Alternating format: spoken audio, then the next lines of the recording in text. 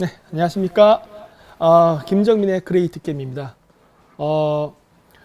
어제 했던 방송 뜨거운 관심 대단히 감사합니다. 어제 한 1000개의 댓글이 달렸더군요.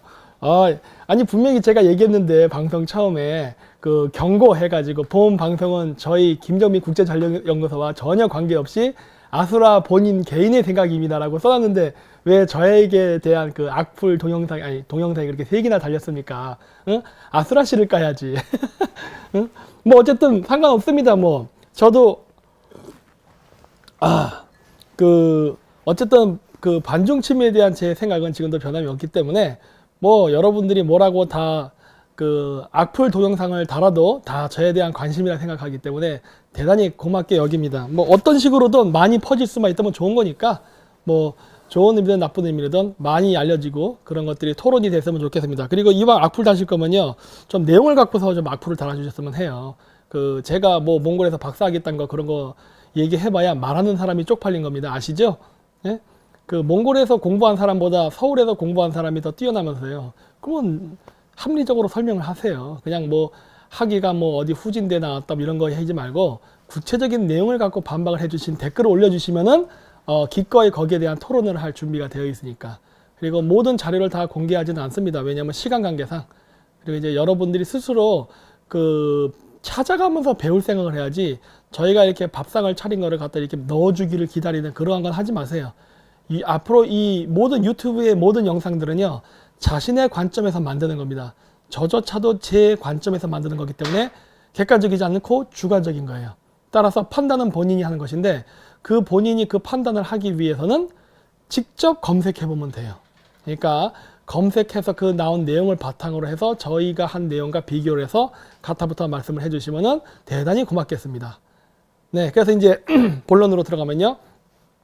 일단 그 11월 10일 날 저희가 그 합동 강연이 있습니다. 저기 GZZ 안정권 대표랑 저랑 같이 해서 그 강연을 하니까 그때 많은 참가 부탁드리고요. 그리고 신청 방법은 카카오 플러스에다가 그 입금을 하신 다음에 그 입금했다는 그 메시지만 보내주시면 끝나는 겁니다.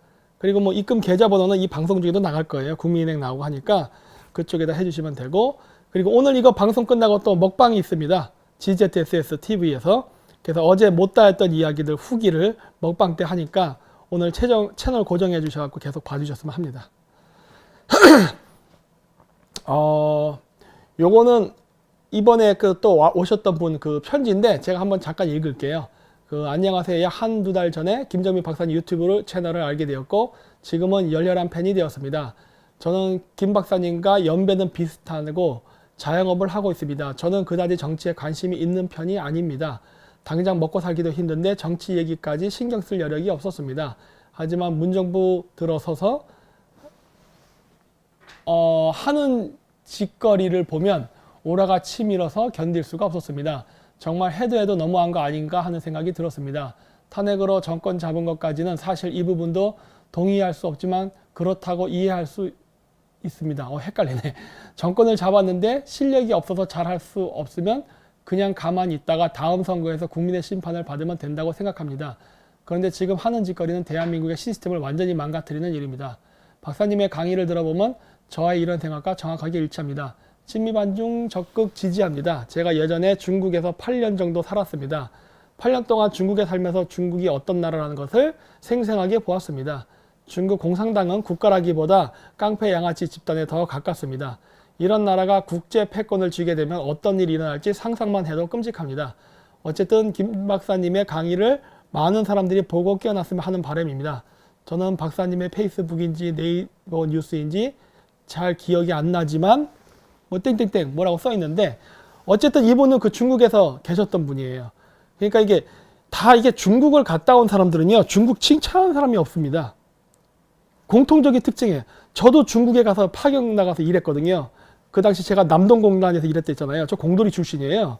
예, 이거 갖고도 한번 동영상 만들어보지. 몽골 박사 출신 공돌이 출신이었다고.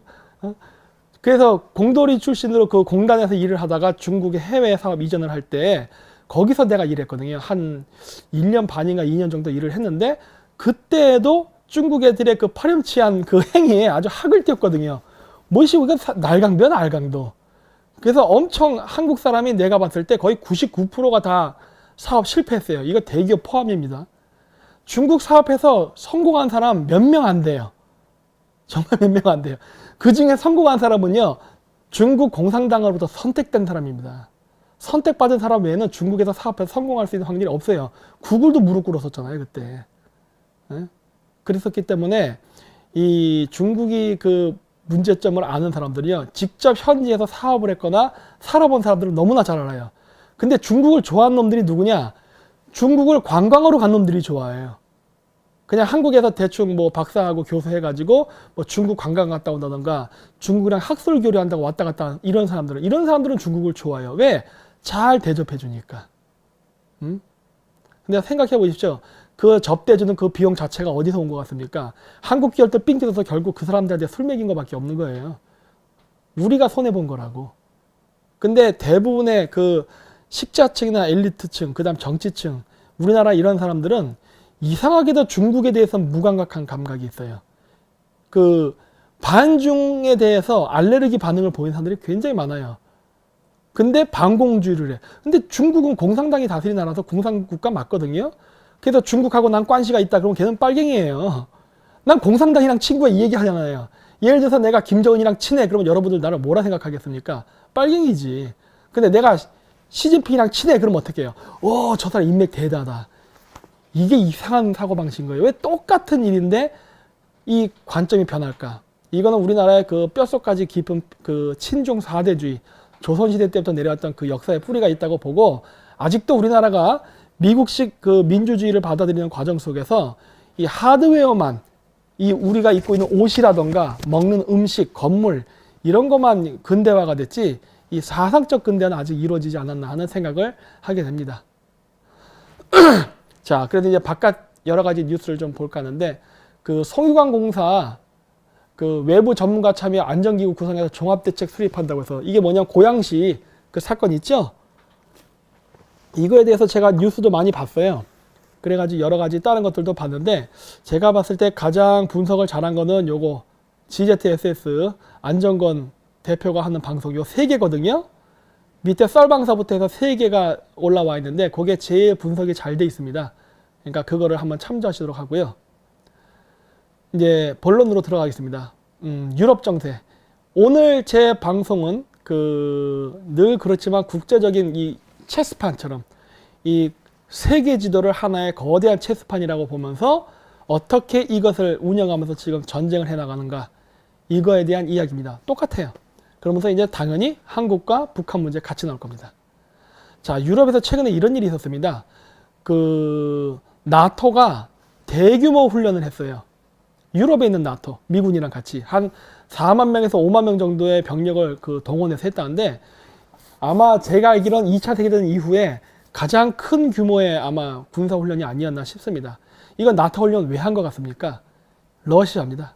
나토에 적이 어디 있겠어요? 설마 그게 사우디아라비아나 저기 뭐 시리아 같은 나라는 아닐 테고, 이게 러시아예요. 이쪽은 중국이 없으니까. 러시아랑 국경을 대고 있으니까 러시아랑 1차적으로 가상개적을 놓고 지금 훈련을 하는 것인데, 제가 방송 때 그런 얘기 많이 했어요. 미국과 러시아는 친구가 될 수 있다. 단 그 전제 조건은 중국을 견제하는데 힘을 같이 할 수 있다면 그러면 될 수 있을 것이다 라고 봤는데, 제가 봤을 때 그게 물 건너간 것 같습니다. 될 수 있는 협상의 여지가 몇 번 있었던 것 같은데, 그 제가 봤을 때는 러시아랑 미국이 안 할 것 같아요. 결국 중러 미로 갈라져 가지고 결국 신냉전 시대의 구조가 짜여져서 결국은 싸우게 되는 구조가 형성되는 것 같습니다. 신냉전으로 들어가는 거예요. 신냉전으로 들어간다는 소리는 지금의 대한민국도 신냉전의 시스템 속으로 들어갈 수밖에 없는 상황이라는 거예요. 그럼 어디로 붙어야 됩니까? 중국입니까? 미국입니까? 미국이에요. 다시 신냉전으로 들어가고 있어요. 그런데 우크라이나에서도 의문의 폭발 사고가 있었죠. 지금 우크라이나에서 친러파와 친서방파가 서로 싸우고 있는 거 아시죠? 우크라이나의 동쪽 지방은 친러파가 지금 독립정권 세우려버리고, 이 키예프를 중심으로 한 우크라이나 정부 이쪽 서쪽 우크라이나 지방은 친서방 쪽으로 해가지고 그거를 막으려고 치열하게 싸우고 있는데, 이게 지금 그 키예프 그 우크라이나 정부가 관할하는 그 관할 내에서 그 무기고가 4군데가 동시다발적으로 폭발을 했답니다. 이거 테러 활동이겠죠. 누군가 한 거죠. 그래서 그런 일이 나면서 지금 중동 정세가 동유럽 정선이 불안해지고 있습니다. 그래서 이런 일련의 뉴스를 보면서 이게 미국하고 러시아가 친구 되기 좀 어렵겠구나. 모르겠어요. 러시아가 나중에 다시 또 그 협상을 해가지고 미국이랑 친구가 돼서 연대가 돼서 반중 그 전선에 참여할지는 잘 모르겠지만 일단은 아닌 것 같습니다. 지금 현재 상황으로는. 왜냐면 우크라이나에서 의문의 그 무기고 폭파 사고와 그다음 나토군의 대규모 군사훈련은 결국 러시아를 견제하기 위한 움직임이거든요. 좀 더 봐야 된다고 봐요. 그래서 여기서 이제 러시아가 대두됩니다. 이 러시아를 잘 기억해 두십시오. 자, 이제 그 가짜뉴스 이야기가 나오는데 이게 그 쌀값이 지금 많이 올랐어요. 폭등을 했는데 그것 때문에 이제 여러 이제 우파 채널에서는 그것이 이제 대북에 쌀을 줬기 때문이다 이런 여러 가지 소문이 도는데 가짜 뉴스란 얘기를 많이 해요. 근데 이게 남북 정상회담 농업교류에서 대북 쌀 지원을 정부가 하겠다는 이야기가 이미 나오고 있었습니다. 이게 그랬기 때문에 이게 아니 땐 국에 굴뚝에 연기 나려 하는 것처럼 저는 좀 생각은 해볼 필요가 있다 봐요. 우리 정부는 대북살 지원할 의지가 있다니까요. 용의가 있어요. 근데 다만 미국이 주도하는 대북 제재 때문에 눈치를 본다고 봐서 원활하게 못할 거라고는 보지만 그럼에도 불구하고 우리가 계속 지속적으로 지금 여러 가지 일을 하고 있지 않습니까? 최근에 강경화 외교부 장관도 지금 폼페이오랑 막 전화로 싸우고 있다는 얘기 들었죠? 국제사회에서 안 된다고 해도 우리나라는 해주려고 난리를 치거든요. 그렇기 때문에 저는 이거 완전히 가짜뉴스라고는 치부할 수가 없고 그리고 이런 가짜뉴스가 나오게 된 배경에는 결국 문재인 정권의 친북적 성향에 큰 기여를 했다고 봅니다. 자, 그래서 이 기사도 보면 이 뒤에 이런 얘기가 나와요. 특히 10년 넘게 중단된 대북 쌀 지원 재개 가능성이 주무부처의 농림축산식품부가 만반의 준비를 하고 있다. 정부기관이 하고 있잖아요. 그래서 나오는데 이 쌀은 경색된 남북관계의 물꼬를 트는 열쇠이자 관계를 진전시키는 촉진제 역할을 해왔다. 식량이 가지는 인도주의와 주는 입장에서의 전략적 대가를 끌어낼 수 있는 수단이란 이중적 성격을 갖고 있어서이다. 그래서 여기서 무슨 말이 나오냐? 미담이 나옵니다. 미담. 뭐냐?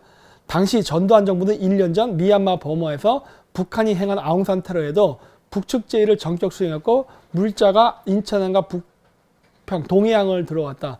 북한 쌀은 수해 지역 주민들에게 33kg, 66kg 분배됐다. 그러니까 이 얘기는 뭐예요? 북한이 예전에 준 적이 있으니 우리도 보답해야 된다. 이런 얘기하고 있는 거거든. 감성팔이죠. 왜? 지금 북핵 개발, 제 오른쪽에다 제가 지금 북한의 대륙간 탄도 미사일 사진 올려놨지만 지금 대북 제재를 하는 이유는요. 북핵 개발 때문이에요. 북핵 개발 문제를 지금 문제 삼는데 거기 인도주의가 갑자기 왜 나옵니까? 이 말이 논리가 안 맞는 거예요. 그러니까 이게 이성적인 문제, 즉 북핵 개발 문제를 얘기하니까 얘들이 이거에 반박하는 논리가 뭡니까? 감성팔이. 그러니까 즉 인도주의를 얘기하는 거예요. 이 어느 쪽을 우리가 선택하는 게 옳다 생각하세요? 지금 이 상황에서. 어? 북한으로 쌀이 간다고 해서 그게 북한으로 다 갑니까? 북한 주민들한테. 예? 그렇기 때문에 지금은 제재를 해야 되는 시기예요. 그리고 요게 JTBC에서 했던 팩트체크. JTBC가 팩트체크라는 프로그램을 이용해서 그 우파적 성향의 방송이나 뉴스를 전부 다 가짜 뉴스를 낙인 찍는 그 나팔수 역할을 하고 있죠. 그때도 나오는 게 뭡니까? 쌀, 방북단 체류비, 기름 퍼주기 3가지 루머 검증. 가짜라는 소리가 얘기하는 거 아니에요. 근데 이러한 이야기는 예전에도 있었어요. 자, 이거 보세요. 요거 보시면은 대북쌀 지원으로 쌀값 폭등. 이거 아니다라는 얘기하는 거예요. 그쵸? 근데 이거 이제 쭉 통과할게요. 이런 식으로 팩트 체크를 해가지고 그때 가짜 뉴스를 몰려고 했던 것 중에 하나가 뭐냐? 제가 예전에 방송했던 비트코인입니다. 그때도 JTBC 팩트 체크에서 여기 보면 제목 나오죠? 정부 비트코인 거액 금액 송금 해가지고 이렇게 나온 거. 요거 저에 대한 내용이에요. 한번 동영상을 한번 보겠습니다. 청와대 국민청원 게시판에 올라온 글입니다. 임종석 비서실장이 가상통화로 북한에 거금을 줘서 미국에 걸렸다는 기사도 읽었다라고 쓰여 있습니다. 이런 내용은 여러 사이트와 페이스북, 트위터에 넓게 퍼졌습니다. 팩트체크해서 확인을 했습니다. 오대영 기자 자세히 좀 설명을 해주실까요? 네, 청와대가 가상통화로 대북 송금을 했고 미국이 이걸 적발했다라는 내용입니다. 네.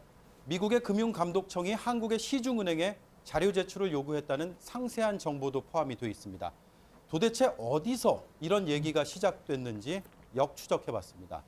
열흘 전 뉴스라는 이름을 단 한 유튜브 채널이 내보낸 내용입니다. 그 이후에 급속히 확산이 됐습니다. 네, 그러면 미국 금융감독청이 이런 사실을 적발했다는 거는 맞습니까? 아닙니다. 이 방송은 한 언론의 기사를 근거로 내세우고 있습니다. 네. 바로 이건데요.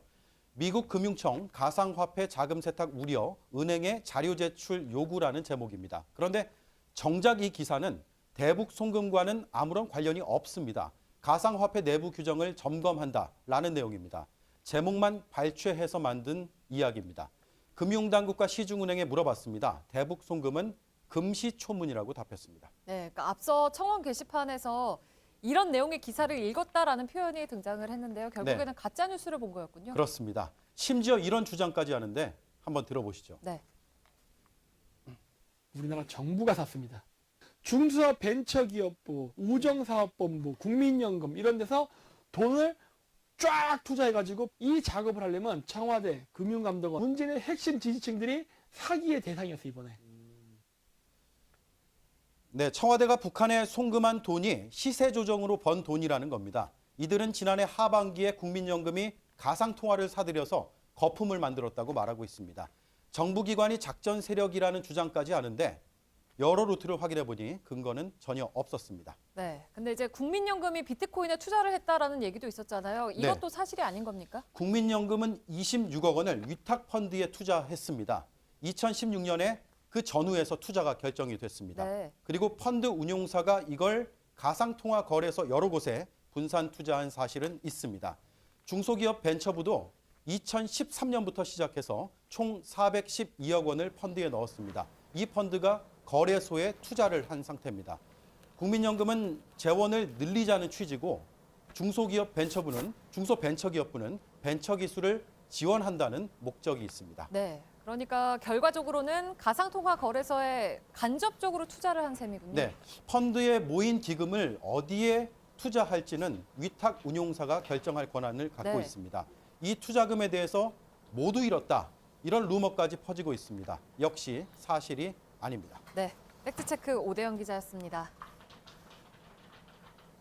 자, 그래서 그때 당시에 이렇게 보도가 나갔었는데 그 지지층의 그 목소리 나온 거 있죠? 그 제 목소리입니다. 아마 지금 목소리 비교하시면 아실 거예요. 아, 그리고 저는 김정민 국제전략연구소인데 왜 글로벌 디펜스 뉴스로 나갑니까? 아니, 얘네들은 왜 자꾸 보도할 때 제 방송의 채널을 왜 자꾸 얘기를 안 해주지? 직접 얘기하세요, 저라고. 응? 왜 저를 얘기 안 하고 자꾸 빙빙 돌립니까? 뭐 뉴스타운이라든지 뭐 이렇게 글로벌 디펜스 뉴스라든지 그냥 김정민이 했다 딱 까세요. 이게 뭐냐면은 그때 당시에 국민청원입니다. 그때 당시에 제가 세본 것만 한 200개가 넘었었어요. 저를 그 소송하라는 이야기가 청와대에 엄청 많이 올라갔었어요, 그때. 소송하지, 왜 안 해? 자, 그때도 얘기했잖아요. 심지어 제가 직접 소송까지 했죠. 나를 소송 걸어라라고. 근데 그거 없어졌더라고요. 그래갖고 여기 보시면 심지어 제가 이렇게 제 이름까지 썼었어요. 응? 누가 그렇게 하길래. 나도 한번 이거 까고 싶다. CLS 계좌 한번 까면 되는데, 뭐 어려운 게 있냐. 우리 한번 까가지고 같이 조사해보자. 왜냐면 미국 재무부도 지금 북핵 개발 때문에 자금이 어떻게 오는지 굉장히 궁금해 하거든요. 같이 와서 조사하면 얼마나 좋냐. 내가 그럼 미국 재무부 사람들 부를게. 우리 같이 한번 조사해서 이 문재인 대통령이 음해하는 이런 가짜뉴스가 가짜라는 걸 확실하게 입증하면 문재인 정권도 좋은 거 아닙니까? 미국으로부터 신용관계도 회복하는 거고. 이참에 하면 어떨까 하는 거예요. 그래서 그때도 저도 이렇게 적극적으로 저를 소송하라고 그때 홍보했었죠. 물론 실패했습니다. 실패했을 뿐만 아니라 저는 이게 내부적으로 우파 사람들도 도와줄 줄 알았더니 웬걸 다 이거 가짜뉴스라고 했잖아요. 근데 어떻게 됐습니까? 나중에 미국에서 이런 얘기가 나왔지 않습니까? 먼저 그 이야기를 하기 전에 요걸 얘기하겠습니다. 제가 왜 비트코인 문제를 얘기하는가? 그게 왜 이게 대북선거와 연결되어 있는가? 여기도 보시지만은 북한 미모의 여성 가장한 입사 지원 소리. 이게 무슨 말이야? 미모의 여성으로 가장했다는 소리는 미모의 여성이 아니란 소리였나?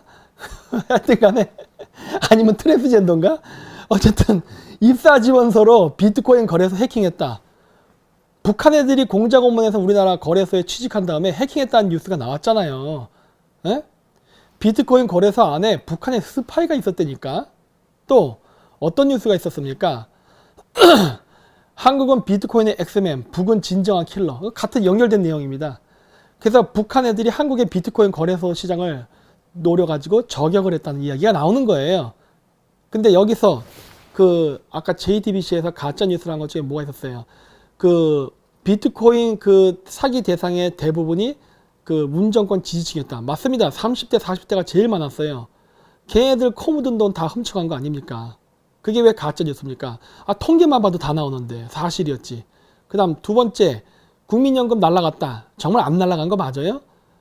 그 계속 빗썸이랑 따로 우리나라 비트코인 거래소 해킹 당했었죠? 그 돈 날라갔죠?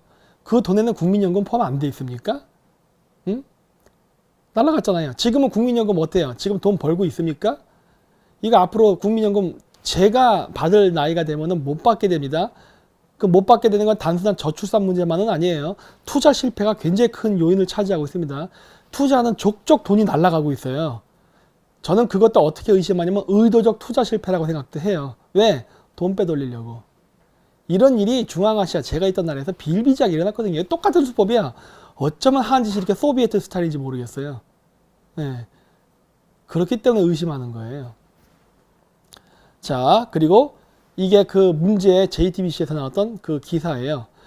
미국 재무부입니다, 이게. 가상통화 자금, 북한 유입 우려, 한국은행에 보고 요구했다. 나오잖아요. 여기에 대해서 그 당시 우리나라에서 뭐라고 얘기했습니까? 여기 안 나오네. 일일이 대응하지 말라라고 했습니다. 개별적으로. 공식적으로 발표할 테니까 일일이 대응하지 말라. 그래서 JTBC 사람들이 기자 정신이 있었다면은 공식 기관에 물어보지 말고 따로 뒷담화로 인터뷰 까야죠. 녹취 따고 개인별로 접근해서. 왜? 그때 다 함구령 내였으니까. 이거 조사해야 된다고요. 그리고 가상화폐 자금 세탁 우려 두고 신경전 벌였잖아요. 그쵸? 미국에서는 이미 한국에서 북한이 가상화폐를 가지고 돈 세탁을 하는 것 같다는 혐의가 있어서 조사하려고 했다고요. 그랬으니까 미 재무부에서 사람이 2번인가 3번 왔었잖아요. 아까 이 여자, 요 여자. 왔었잖아요. 직접 왔잖아요. 그래서 분위기 험했잖아요. 응? 근데 뭘 아니라 그래. 그러니까 좀 JTBC에서도 정확하게 이 비트코인 문제를 파고들려면은 재무부의 인터뷰 왜 안 따? 미국 재무부 사람은 왜 온 거예요? 그건 재무부에 관련 저 여자를 만나서 인터뷰를 하면 돼요. 당신이 왜 왔었습니까? 왜? 뉴스가 그렇게 나오고 있잖아요. 지금 뉴스가. 그렇죠? 그래서 금융관계위원 그 관계자는 이번 회의에 대해 마약 조직이나 테러 조직에 블랙머니가 흘러들어갈 수 있어 국제공조를 통한 자금 세탁 방지에 초점을 맞췄다라고 했어요. 자, 여기서 보시면 나옵니다. 북한 나왔죠? 가상화폐 나왔어요. 마약 조직 나왔고 테러 조직 나왔습니다. 이거 왠 줄 알아요? 제가 예전에 또 여러 번 강의한 게 있었어요. 북한을 단순하게 그 물리적으로 해상 봉쇄를 해갖고는 북한의 북핵 개발을 저지할 수 없다. 왜? 북한이 돈을 벌어들이는 돈주머니는 오늘날은 북한 내부에 있는 게 물론 내부에도 있지만 바깥에 많이 있기 때문이다. 그러면서 내가 무슨 얘기했어요? 얘네들 마약하고 커피 재배한다고 했잖아요. 주로 어디서 하느냐? 카톨릭하고 좀 관계가 있어요. 물론 좀 나오겠지만은 남미, 그 다음에 아프리카 열대우림 지역입니다. 근데 아프리카 열대우림 지역도 카톨릭 신자가 비율이 높은 지역에 해당하거든요. 그 지역에서 많이 재배해요. 그 지역에 좌파 혁명 정권을 세울 때 북한의 군간부, 특수부대, 그 다음에 무기, 그걸 제공해서 좌파 정권을 설립하게 되면은 그 아프리카 가난하잖아요. 돈이 없거든. 그래서 거기에 대한 그 대금 결제를 땅을 제공해 줬다고요. 그럼 그 땅을 받아가지고 북한 애들이 거기다가 마약을 생산해가지고 그 마약을 팔았어요. 어디로? 주로 미국이나 유럽으로. 그래서 그 대금으로 핵 개발을 썼단 말이에요. 그게 여러 번 강의했죠. 똑같은 내용이잖아요. 지금 미국 재무부 한 얘기가 제가 얘기한 얘기 똑같잖아요. 근데 그게 이번에는 가상화폐로 우리나라 거래소에서 온갖 일이 있었던 거예요.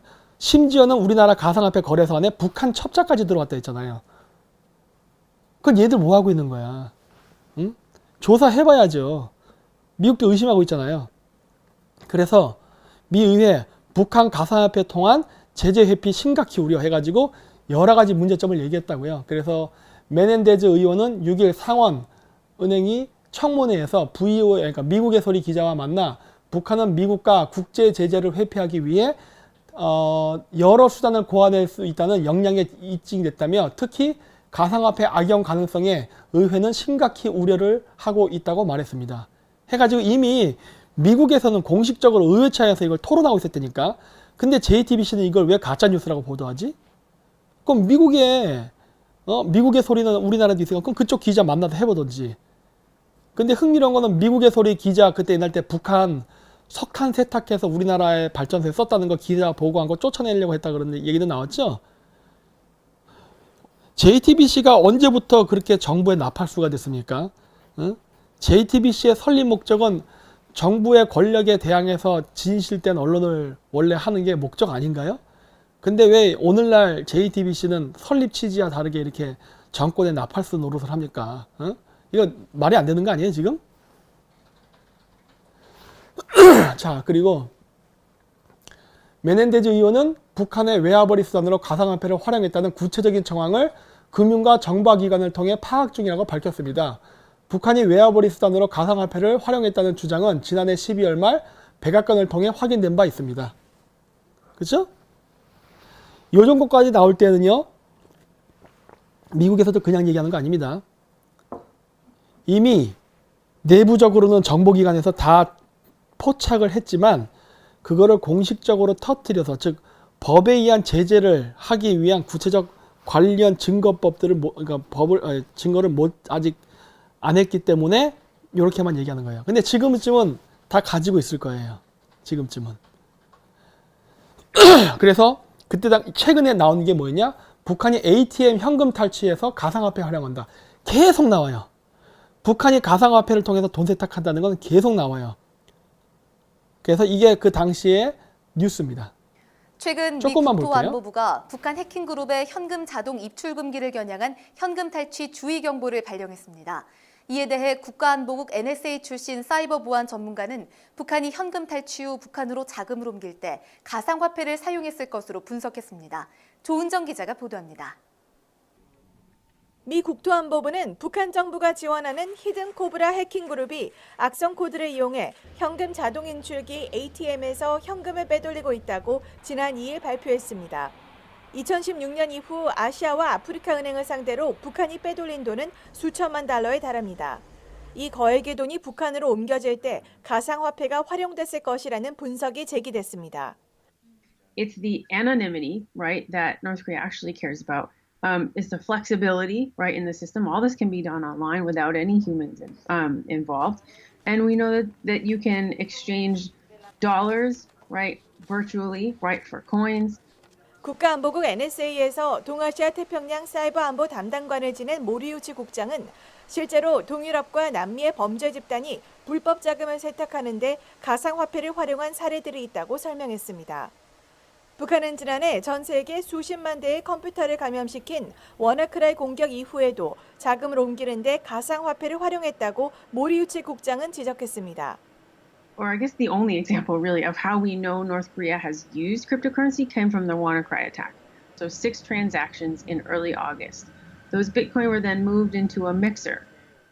전문가들은 북한이 혁신적인 방법으로 사이버 공간에서 활동하고 있다며 미국이 각국 정부에 사이버 금융거래 관련 규제를 강화하도록 권고할 것을 제안했습니다. VOA 뉴스 조은정입니다.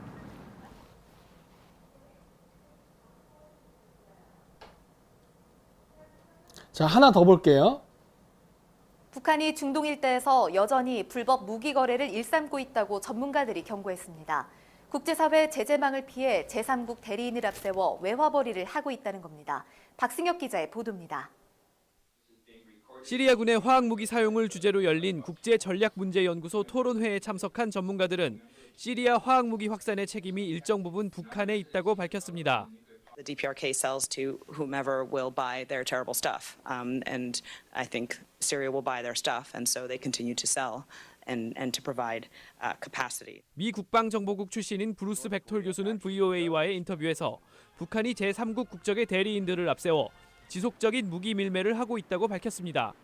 이 거래망을 통해 북한이 한때 연간 10억 달러 이상의 수입을 올렸다는 것입니다.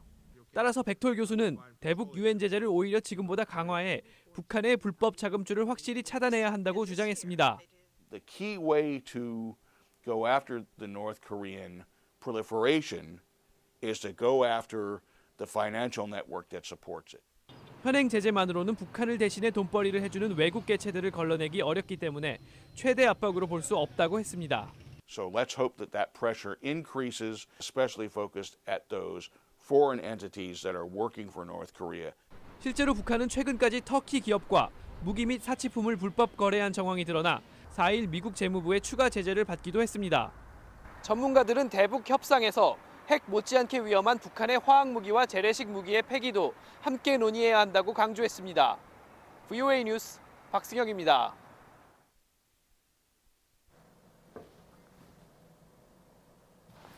자, 어떻습니까?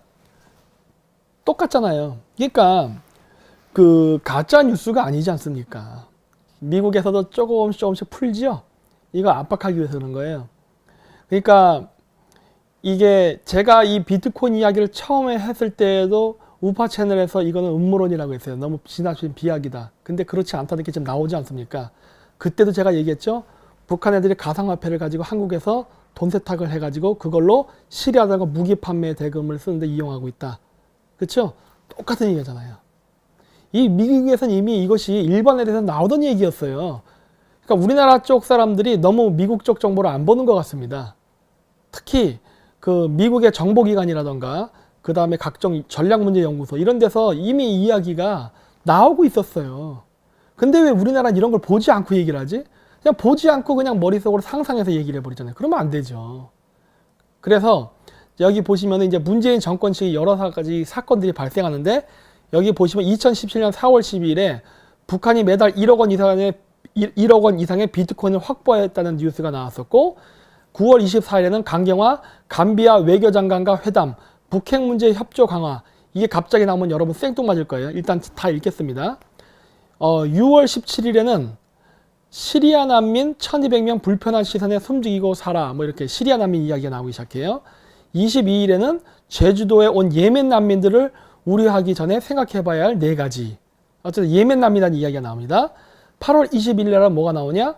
수수료로 받은 북한산 석탄, 대규모 북한 석탄 중개 대가, 뭐 수사의지 불투명 이런 북한의 석탄 세탁 이야기가 나와요.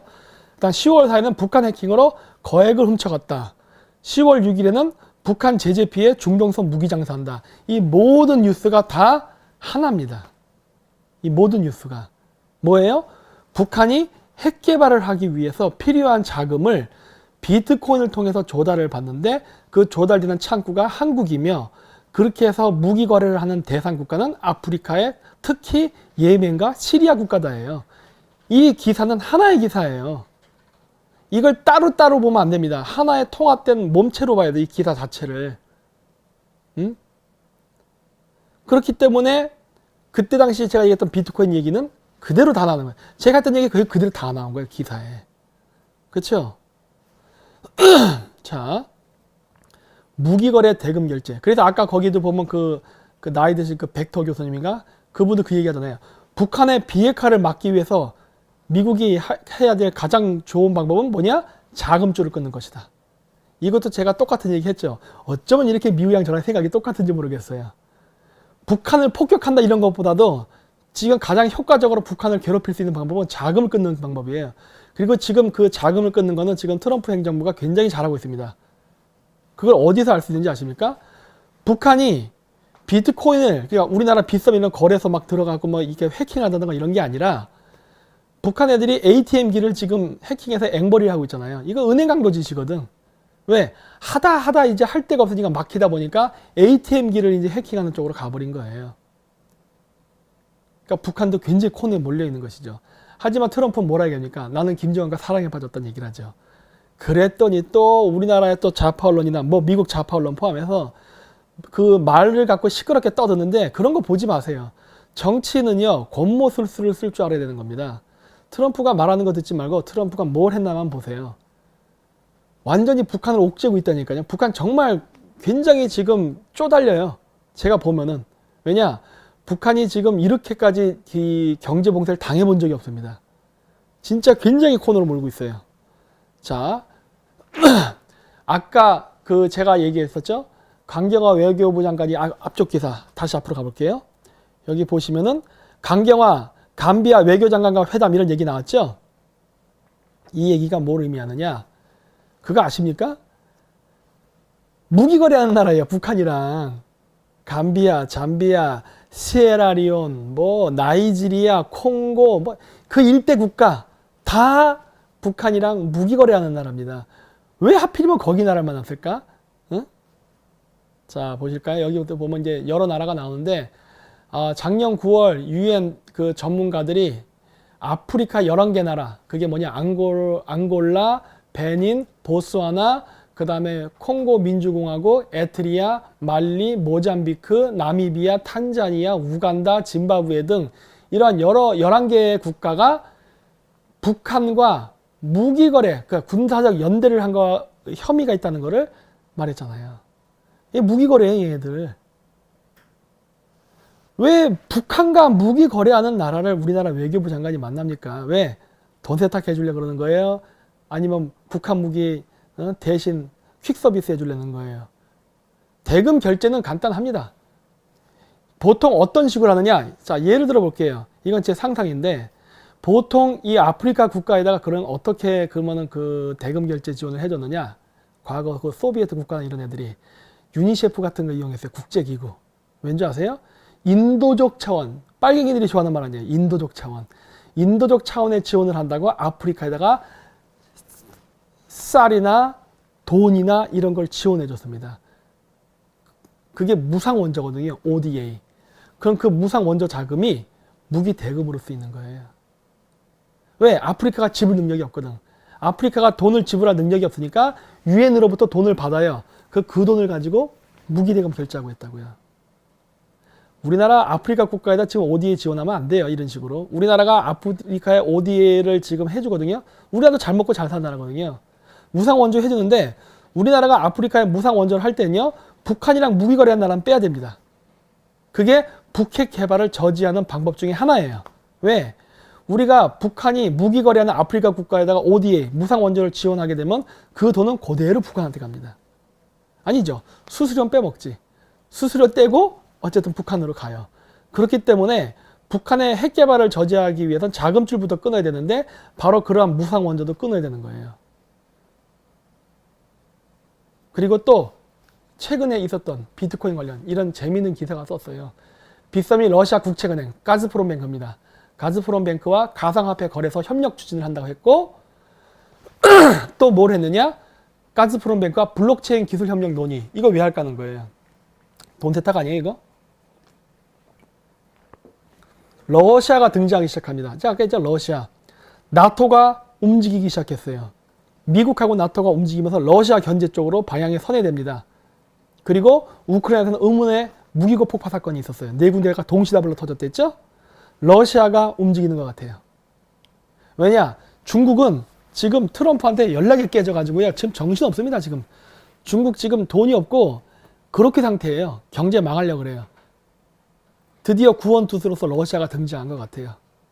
과거에 북한이 중국을 통해서 비트코인 거래를 해서 대북송금이나 이런 일들을 했었는데 중국이 지금 굉장히 사정이 어려워지자 러시아 쪽으로 방향이 선회된 것 같습니다. 지금.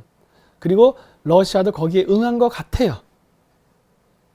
자, 그래서 여기 보시면은 또 뭐가 나왔느냐? 그 빗썸에서 앞으로 자체 토큰을 개발해가지고 그 투자자들이 수익을 얻잖아요. 비트코인 해갖고. 그럼 그 수익을 한국 돈 원화로 지급하는 게 아니라 토큰을 주겠답니다. 근데 자, 생각해보세요, 여러분.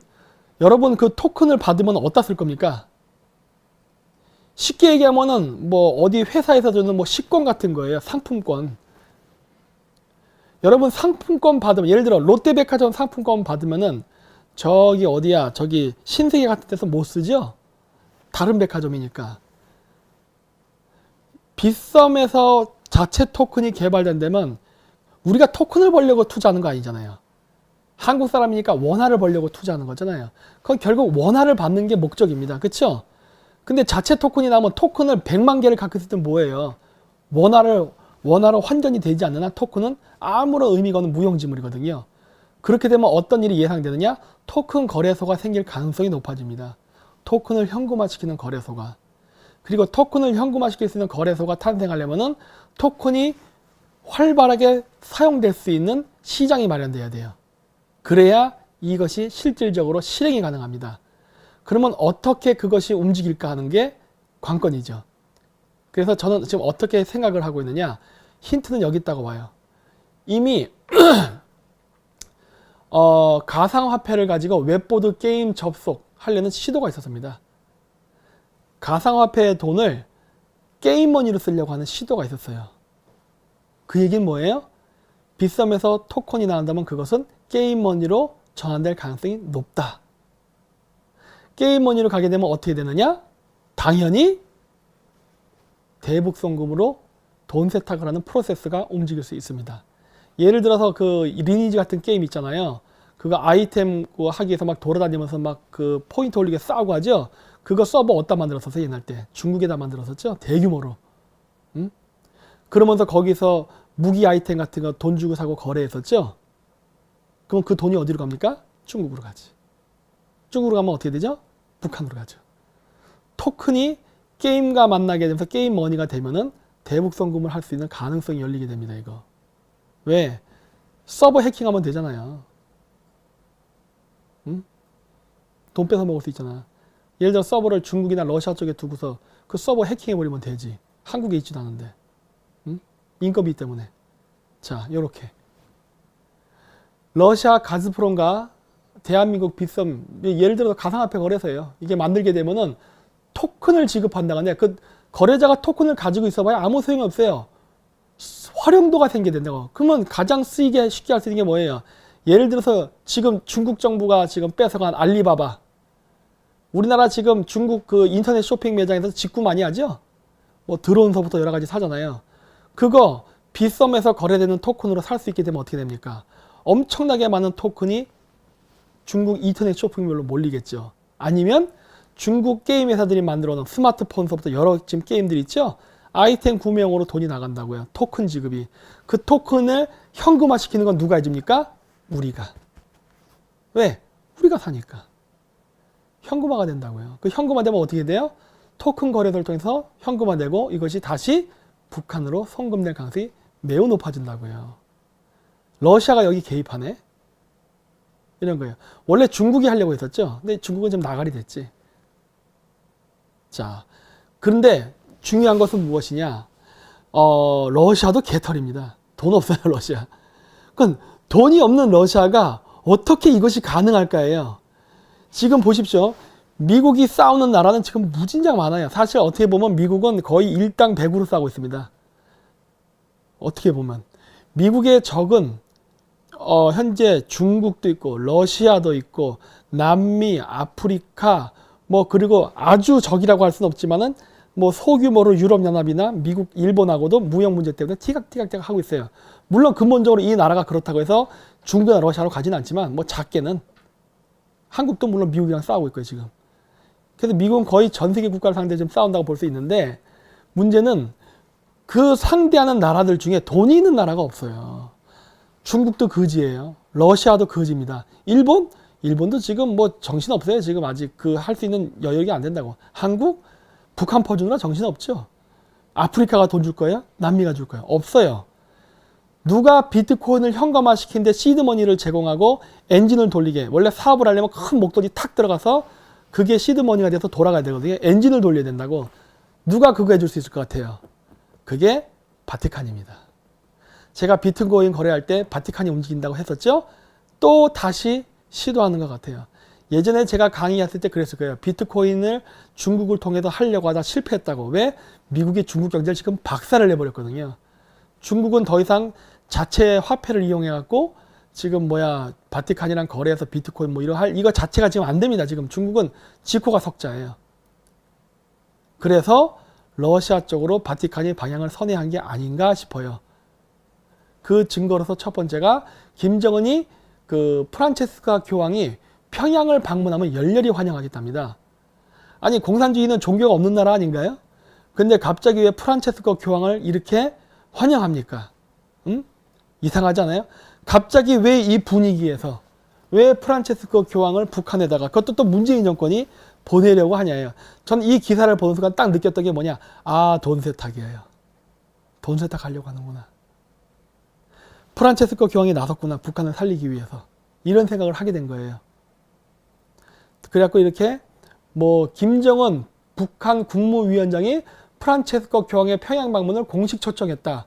9일 김의겸 청와대 대변인은 문재인 대통령이 오는 17일에서 18일 교황청 공식 방문을 발표하면서 이렇게 전했다. 어머, 문재인, 김정은, 프란체스코 교황 셋이 만나려고 그러네? 그림이 보이는 거예요. 이유가 뭘까요? 북한에 종교를 전파하려고 하는 건 아닐 거고 평화를 복음하러? 그런 거 아니잖아요. 북한이 핵 개발을 한다는데 뭔 놈의 평화입니까? 어? 돈 세탁이에요. 자, 하나씩 제가 이제 설명해 나갈게요. 프란체스코 교황의 이력은 굉장히 독특한 사람입니다. 기독교 역사상 최초의 아메리카 대륙 출신의 교황이면서 최초의 예수회 출신 교황. 예수회. 아, 놀랍죠. 정의구현 사재단 떠오르는 게 있죠. 정의구현 사재단 또 떠오르는 게 뭐죠? 세월호. 세월호 하면 또 뭐가 떠오르죠? 프란체스코 교황. 하나로 연결돼 있죠. 예. 그리고 아르헨티나의 더러운 전쟁 시절 베르고글리오는 군사정권에 저항한 예수의 사제 시절에 뭐 체포와 납치를 목적으로 어쩌저쩌 해서 막 써있는데 이게 뭐냐? 프란체스코 교황 생기긴 잘생겼어요. 그쵸? 근데 저 사람 공작원이었습니다. 스파이 됐던 사람이에요. 어? 쌍판대기만 멋있으면 뭐해? 이 사람은 종교인이 아니라 그 사람 죽이고 공작 활동하는데 활동했던 사람이에요. 그리고 또 뭘 했느냐? 1998년 부에노스아이레스 대교구장 시절 베르고글리오는 그러니까 그 프란체스코 교황 아르헨티나의 동방 카톨릭 교회를 방문하여 그를 고유의 전례에 참석하였다. 스비아토슬라프 세브추크 힘들어. 세주교의 말에 따르면 베르고글리오는 동방 카톨릭 교회의 전례와 영성에 대한 이해가 높고 부에노스아이레스 대교구장 시절에 아르헨티나에 있는 동방 카톨릭 신자들을 위해 신경을 많이 썼다고 한다. 이 사람 친러파예요. 친러파. 그래서 옛날 때 남미의 빨갱이 공산주의 운동할 때 많이 연결이 있었던 것 같습니다. 그러다가 교황이 된 거예요. 사실 카톨릭 정도 되면은 반공주의가 있어야 돼요. 왜? 카톨릭은 종교고 공산주의는 종교를 거부하는 집단 아닙니까? 실질적으로 종교 지도자를 많이 죽였죠. 공산주의 혁명하면서. 그래서 당연히 카톨릭의 최고의 핵심 그 수뇌부가 할 수 있는 바티칸은 당연히 반공주의자는 게 정상이에요. 그렇죠? 핵심부는. 근데 이게 웬걸? 이게 공산주의자가 교황이 된 것 같네? 이런 생각이 좀 드는 거예요. 자, 그리고 이 사람들 아까 있죠? 세월호. 이때도 이렇게 프란체스코 교황이 친히 왔었죠. 그리고 교황 러시아 정교회 수장이 1000년 만에 처음으로 만나다. 그러니까 이 사람은 교황이 아닌 시절에도 동방정교와 친분이 있어 왔던 사람이고 그리고 교황이 되고 나서 러시아 정교회랑 친분을 맺었습니다. 근데 이거 되게 중요합니다. 여러분 이거 잘 메커니즘 못 읽을 거예요. 이 그림은. 여러분 바티칸 카톨릭이 돈을 어떻게 번다 생각하십니까? 수입. 돈이 있어야 종교단체를 운영하는 거 아닙니까? 월급도 줘야 되고 밥도 먹어야 되고 그렇잖아요. 수입원이 어디에 있냐는 거예요. 카톨릭 신자가 제일 많은 나라가 어디예요? 남미, 아프리카입니다. 거기서 플랜테이션 농업해요. 플랜테이션 농업으로 뭘 합니까? 우리가 교과서로 배우는 거는 뭐 카카오, 고무 이런 거예요. 맞아요. 플러스 알파 뭔지 아십니까? 마약. 이거 재배한다고. 마약 재배를 해서 거래하는데 마약 재배를 거래할 때 화폐는 뭐로 씁니까? 비트코인. 교황청과 마약은 매우 밀접한 관계에 있어요. 여러분 혹시 요즘 젊은 세대는 잘 모르겠지만은 갓파더라는 영화 혹시 보신 적 있어요? 대부? 대부 영화 잘 보시면은 항상 이탈리아 마피아 옆에는 추기경이 따라다닙니다. 그런 거 혹시 보신 적 있는지 모르겠네. 한번 잘 보세요. 그 고증이 잘 된 영화거든요.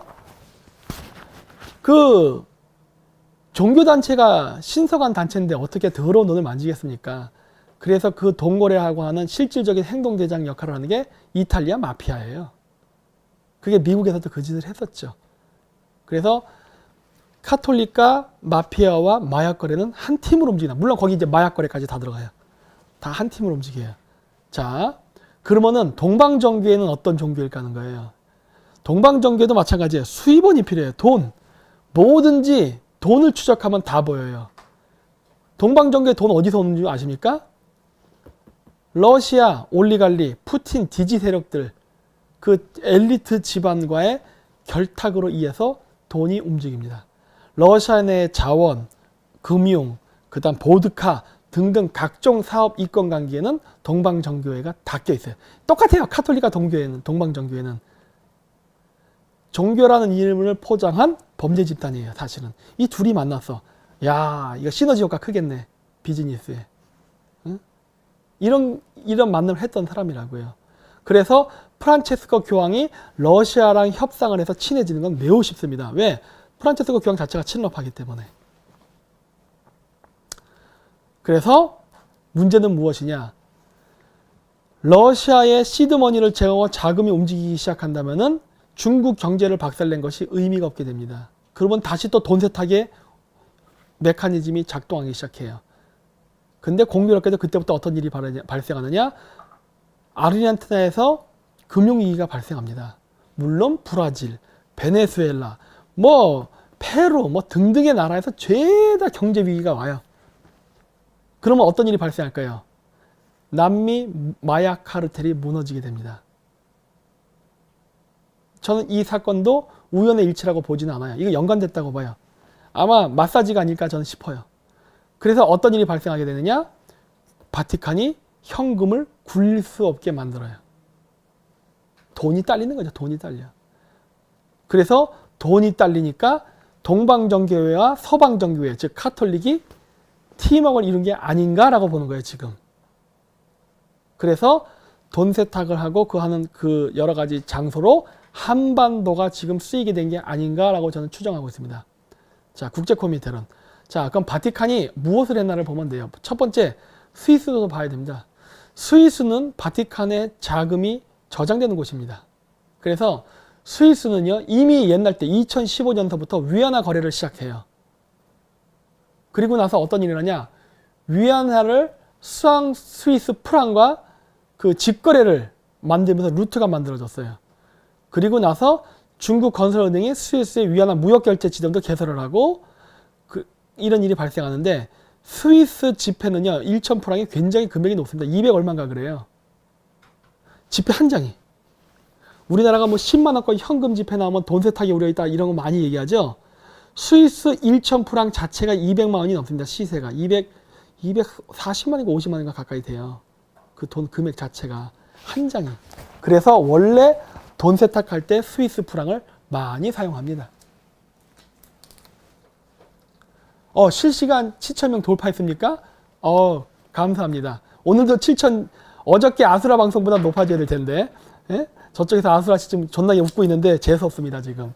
내가 먹방 때 존나 까야 돼요. 그랬는데, 어쨌든, 이 스위스 지폐는 원래 돈 세탁에 쓰여요. 근데 이 돈 세탁이 더 잘 되게 위엔화랑 엮어버린 거예요. 이렇게. 앞뒤에 나오죠, 이렇게? 중국 위안화 스위스 프랑 직거래를 만들어버린 거예요. 이거 돈 세탁을 하고 해주는 거예요. 딱 눈에 보이지.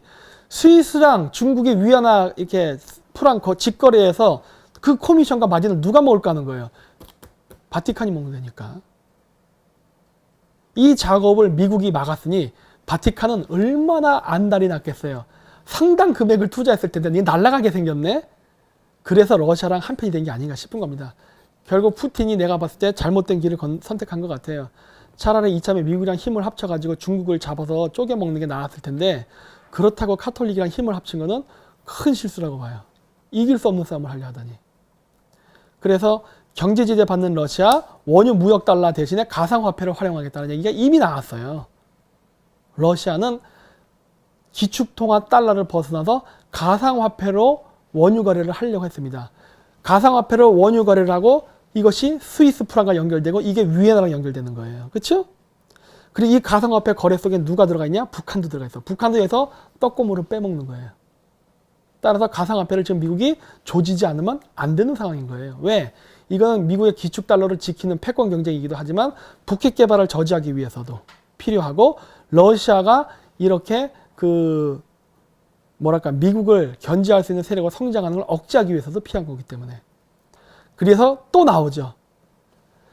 화폐적으로는 중국, 스위스, 이렇게 그 다음에 러시아 이렇게 연결돼 있었죠.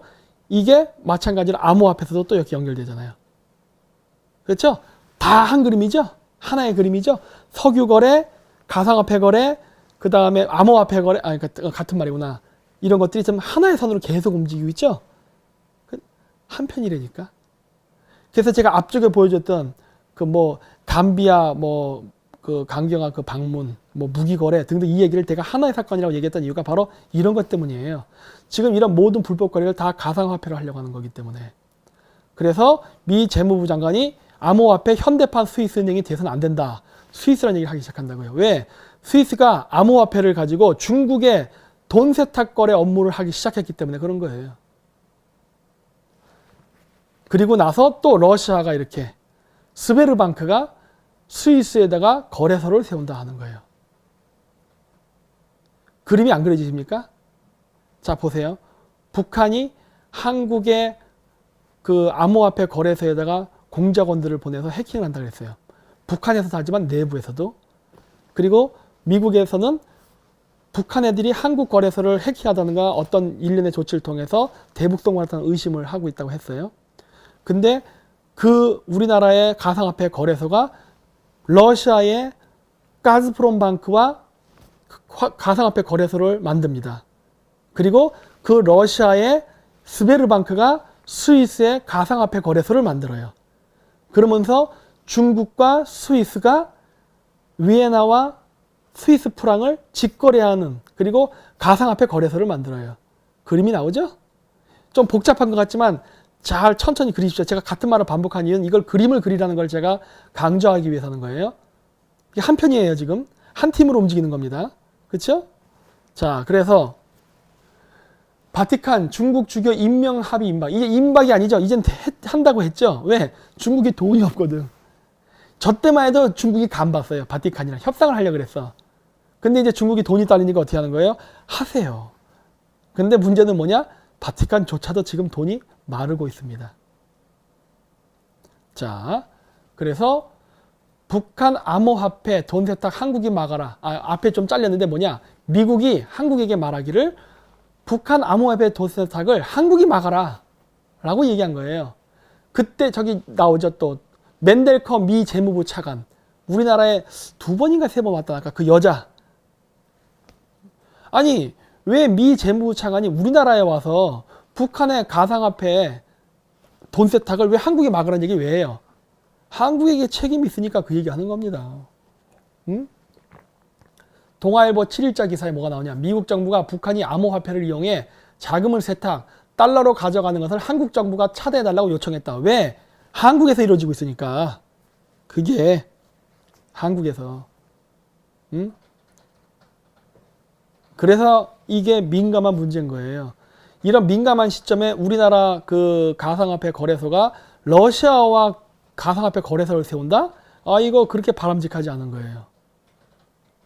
자본주의가 돈을 벌기 위해서 하는 것이긴 하지만 자본주의를 유지하기 위해서는 자본주의의 숙주가 되는 국가는 계속 유지가 돼야 되는 거예요. 그래야 피를 빨아먹고 살지. 근데 지금 숙주를 죽이는 행위를 하려고 하는 거예요. 뭐예요?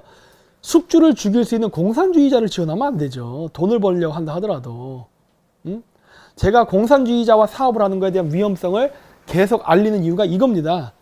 중국에서 사업하는 사람 위험해요. 중국에서 사업을 크게 하는 사람일수록 더 위험합니다. 왜? 그런 사람은 중국을 위해서 일할 가능성이 높아요. 자기 사업체가 중국에 있기 때문에. 그래서 중국의 사업체를 두고 한국에서 정치를 하게 되면 그 사람은 100% 친중파가 됩니다.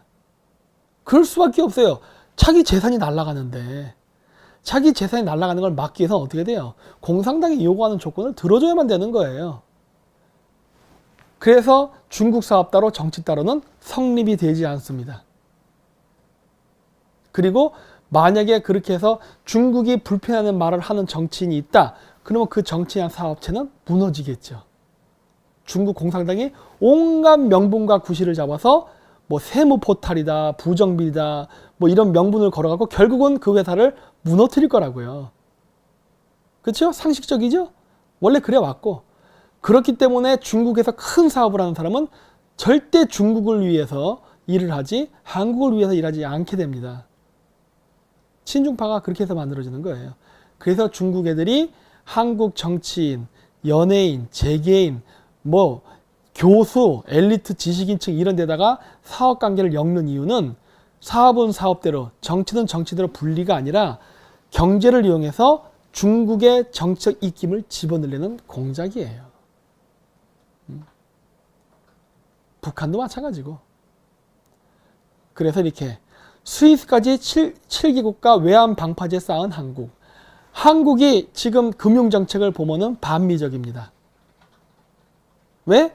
한국, 중국, 러시아, 스위스, 바티칸, 시리아, 이란 얘네들이 가상화폐로 연결되면서 이렇게 조직을 구성하려 하거든. 미국이 가장 싫어하는 일인데. 왜? 이 자금을 통해서 테러 자금, 핵 개발 등등의 온갖 불법적인 일이 일어나기 때문에. 왜 우리나라는 여기에 개입하려고 하죠, 지금? 자, 그래서 이게 뭐냐? 비트코인 돈 세탁 연대와 카톨릭 자금원. 이걸 제가 이렇게 쓴 이유는 뭐냐면 그 색깔이 진할수록 카톨릭 신자의 비율이 높은 겁니다.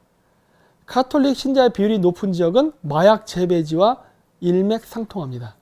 단 유럽에는 없어요. 스페인은 카톨릭 국가지만 마약 재배 안 해요. 대신 올리브를 재배하죠. 올리브 돈 됩니까?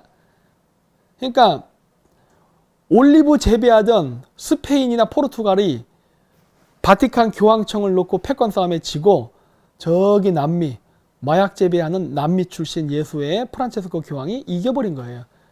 근데 남미 정권 자체가 좌파적이거든요. 그러다 보니까 어떻게 된 거예요? 바티칸 자체가 반공주의자에서 친공주의자로 바뀌어버린 거라고요. 그게 지금 우리가 오늘날 보고 있는 프란체스코 교황이고. 친공주의자라는 걸 어떻게 할 수 있냐? 단순히 뭐 남미가 뭐 좌파 정권이니까 그렇다? 아니죠. 첫 번째, 프란체스코 교황의 행적을 봐야죠, 먼저. 젊은 시절 무슨 일을 했는가. 그 다음 두 번째, 프란체스코 교황이 친러적이랬잖아요. 그래서 교황이 되고 나서 뭐라 그랬어요? 추기경 때에도 동방정교회랑 교류를 했는데 바로 교황이 되자마자 바로 러시아 정교회랑 만나서 여러 가지 아름다운 미담을 남겨요. 평화, 화합을 위한 만남 이런 거. 말로는 그렇게 하고 뒤로는 비즈니스죠. 세 번째, 그 다음에 어떤 일이 일어납니까? 가상화폐 거래. 여기에 들어오죠. 이게 본방이지. 그래서 바티칸이 갖고 있는 마약 사업과 비트코인은 아주 뗄래야 뗄 수 없는 관계예요. 러시아가 중동에서 싸우고 있는 그 각종 전쟁에서 쓰이는 무기 판매 거래도 마찬가지로 비트코인이에요. 그리고 심지어 석유 거래까지도 다 비트코인으로 하려고 한다 했잖아요. 그렇기 때문에 카톨릭과 동방정교는 한 팀워크를 이룰 수 있는 조건이 다 성립된 거예요. 그게 지금 나타난 결과물이 뭐냐? 프란체스코 교황의 북한 방문으로 가는 거예요. 왜? 돈 세탁을 하는 거를 북한에서 하게 되면 어떻게 될까요? 나중에 미국이 열받으면 북한 치겠지. 그러니까 이게 뭐예요? 일종의 꼬리 자르기거든. 러시아도 그렇고 바티칸도 그렇고 돈 세탁을 하고 싶단 말이에요. 그 돈 세탁을 러시아 안에서 하게 되면 미국의 표적이 될 것 같으니까 어떻게 해요? 쉽게 얘기해서 돈 세탁할 때 어떻게 한다? 텍스 헤이븐, 조세 회피지역으로 가듯이 돈 세탁하는 지역을 한반도로 옮기고 있잖아요. 근데 왜 남한까지도 거기에 참여하냐는 거예요. 이렇게 되면 우리나라 되게 위험해지는데. 되게 위험해지는데. 우리나라가 이렇게 되면은 미국으로부터 직접적인 금융 공격을 받을 수 있어요. 왜? 돈 세탁 지역이니까. 세계 국제 범죄, 마약 카르텔에 돈 세탁 대행업을 하게 되는 장소가 된단 말이에요. 저러면 공격의 대상이 돼. 포인트가 된다고요. 응? 되게 위험한 거예요. 이걸 잘 읽어야 돼, 이 메커니즘을. 그래서 그 결국 북한이 됐던 한국이 됐던 이 가상화폐 잘못 건드리면요. 중국, 러시아, 바티칸한테 버림받게 될 겁니다. 왜? 걔네들은 이용만 하고 쓰다 버리면 되는 거거든. 남한이나 북한이나 저쪽 국제 코민테른 조직에 콘돔에 불과한 거예요. 한번 섹스하고 콘돔 버리듯이 얘네들은 한번 쓰여지고 필요 없으면 버리다니까 파트너가 아니에요. 근데 왜 이런 거 자꾸 하려고 하지? 우리나라가 최근 만났던 아프리카 외계 이런 것들 이거 바람직한 거 아니라니까 그러네. 시리아 난민, 예멘 난민 들어오는 거 이거 되게 위험한 거예요. 왜? 시리아 난민, 예멘 난민은 전부 북한과 무기 거래하는 나라들이고 얘네들이 우리나라에 온다는 거는 얘네들 중에 일부는 분명히 돈 세탁을 하기 위해 온 공작원일 가능성이 높아요. 그래서 내가 걔네들이 우리나라 중고 자동차 사업하는 거 위험하다 그랬잖아요. 왜? 중고 자동차 사업한다면서 엉뚱한 일을 할 테니까. 예를 들어서 북한에서 핵 개발하는 데 필요한 부품을 중고 자동차 수출할 때 섞어서 팔 수 있다니까. 그래서 위험하다는 거예요. 아프리카로 일단 들어갔다가 그게 다시 북한으로 간다니까. 왜? 우리나라에 공단들 많잖아요. 중소기업들. 지금 경제 불황에 허덕이잖아요. 그런 때 싼 값에 얼마 돈 지불하면 얼마든지 부품 만들어줄 수 있거든. 필요한 것들은. 우리나라가 다 제공해줄 수 있다고. 자칫 잘못하다가 우리나라가 북한에 대륙간 탄도 미사일을 만드는 역할을 할 수 있는 거예요. 역할을. 자칫 잘못하다가는. 그럼 미국이 가만히 있겠습니까? 한국을? 그래서 이런 식으로. 빨간색은 스와프, 검정색은 비트코인. 이것들이 묘하게 겹칩니다. 묘하게 겹쳐. 네. 그리고 이제 미국의 결단. 자, 그럼 이제 미국은 어떻게 할까 하는 거예요. 간단합니다. 자금줄 끊는 거예요. 그래서 어떻게 하느냐. 미국의 초창기에는 중국을 조졌습니다. 앞으로는 러시아를 조질 것 같아요. 앞으로 러시아를 조질 것 같은데 중국을 어떻게 조지냐. 1대1로 파괴해요. 중국의 1대1로에서 가장 자금을 많이 투입했던 데가 파키스탄입니다. 파키스탄 박살났어요. 그리고 또 뭐가 있느냐. 아랍, 이란 전쟁. 시아파 무슬림과 수니파 이슬람 간의 전쟁. 이란 시아파와 친미적 수니파 사우디아라비아가 서로 여기서도 대리전을 펼치고 있다고요. 그러면서 미국이 이란을 제지합니다. 왜 제지하느냐? 이란이 가상화폐 거래에서 굉장히 큰 중추적 역할을 할 수 있는 나라거든요. 왜냐? 러시아가 원유 거래를 비트코인으로 하려고 하거든. 근데 러시아는 지금 경제 제재를 당하고 있어. 따라서 그 이란의 석유를 이용해가지고, 왜냐면 그 이란 제재한다고 할 때 그 이전에 이란은 유럽이라던가 한국, 일본, 중국에도 석유를 판매하고 있었잖아요. 그렇기 때문에 거기서 러시아 애들이 그 비트코인을 이란 원유 수입 판매와 결합을 시킨다면은 달러 기축 통화를 벗어난 독자적인 그 거래 시스템을 만들 수 있거든요. 당연히 미국이 그러면 이란을 칠 수밖에 없는 거죠. 그렇기 때문에 자금줄을 끊기 위해서 이란을 제지하는 건 수순이 되는 거예요. 그래서 제가 저저번 주, 그러니까 3주 전과 4주 전에 이란에 대해서 2번 강의했었어요. 왜? 미국이 앞으로 주요 관심을 갖게 되는 타겟 지역은 중동으로 가게 된다. 왜? 북한의 자금줄을 끊기 위해서는 중동 문제를 해결해야 됩니다. 특히 이란. 그래서 미국이 친이란 무장단체 헤즈볼라의 관련자를 제재한다고 했던 거예요. 여기는 단순히 그 이란 사람뿐만 아니라 헤즈볼라와 거래하는 사람들도 다 포함됩니다. 예를 들어서 임종석이 만났던 레바논 대통령이라든가 그 각종 인맥들. 우리나라도 블랙리스트에 올라가는 거예요. 그쪽 사람들 만나면. 이미 만났기 때문에 우리나라는 이미 블랙리스트까지는 안 올라가도 레드리스트까지는 올라가죠. 경고까지는. 그 다음에 미국 전문가들 폼페이오 방북 기대 못 미쳐. 풍계리 사찰 합의. 비핵화 진전으로 보기 어려워. 뭐 이런 기사가 나오는데 신경 쓸 거 없습니다. 지금. 왜냐? 미국이 지금 북한을 조질 인력과 장비와 돈이 있다면요. 지금 그 돈을 투입해야 될 장소는요. 중동이에요. 왜? 자금줄만 끊으면 되니까. 북한의 자금줄을 끊으면 북한은 스스로 비핵화를 하겠다고 무릎 꿇고 나올 수 있게 할 수 있기 때문에. 북한을 공격함으로써 얻을 수 있는 것보다 실이 커요. 따라서 지금은 북폭을 할 시기가 아닙니다. 이제는. 왜? 남한의 친북 정권이 있는 한 북한을 폭격을 해갖고 김정은 정권을 뒤집는 거는 안 돼요. 하면. 그 이유는 제가 예전에 설명했을 거예요. 왜? 남쪽에 친중 정권이 있는데 북한은 반미 정권이기도 하지만 반중 정권이거든요. 친중 인사였던 장성택이를 죽여버린 사람이라고. 그러니까 미국 입장에서 김정은이 100점짜리는 아니지만은 50점은 돼요. 문재인은 빵점이지. 왜? 반미 친중이니까. 최소한 김정은은 반미 반중이니까 50점은 먹고 들어간다고. 그렇기 때문에 지금 김정은 정권을 무너뜨리는 것은 시기상조예요. 아직은 안 돼. 따라서 지금 북한에서 뭐 폼페이오 뭐 국무장관이 갔는데 뭐 기대에 못 미치다. 중요하지 않다니까. 지금 그럴 시기가 아니에요.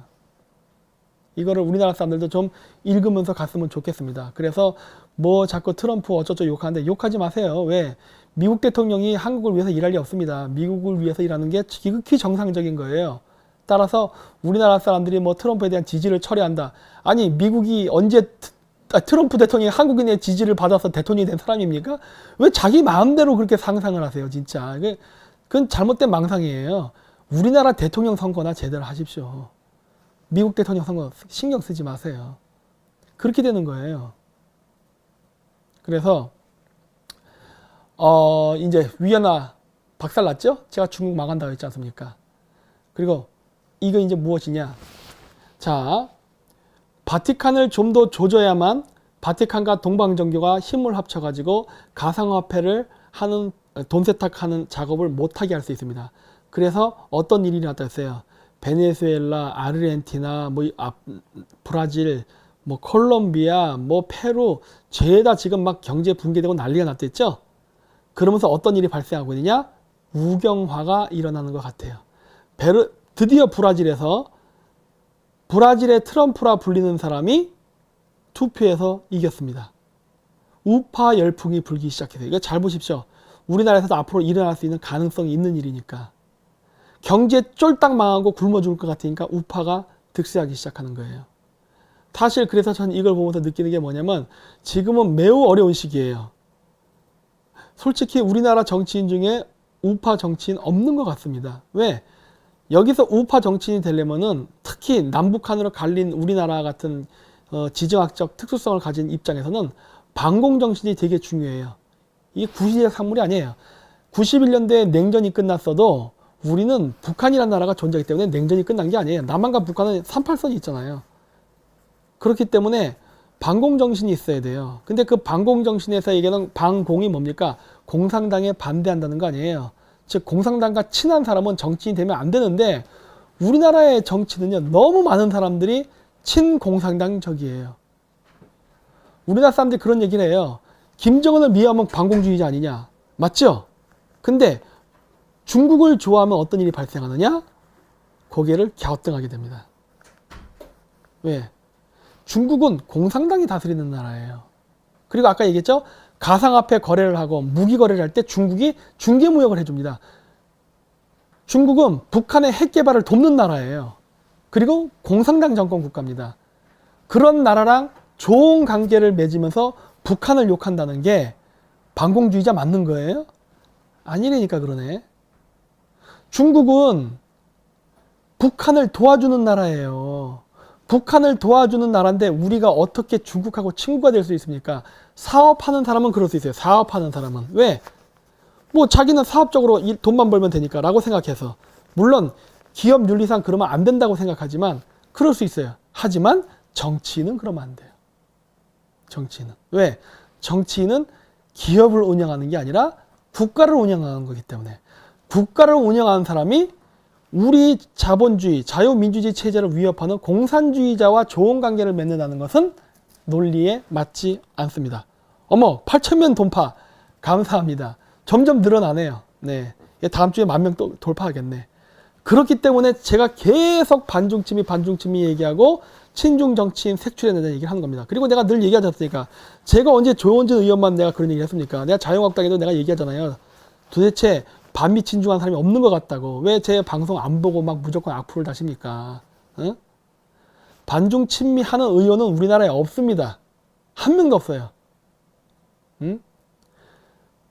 진짜 친중인 사람도 그 중엔 있고, 아니면 중국이 두려워서 입을 다무는 사람, 모르는 척하는 사람들, 이런 사람들이 많아요.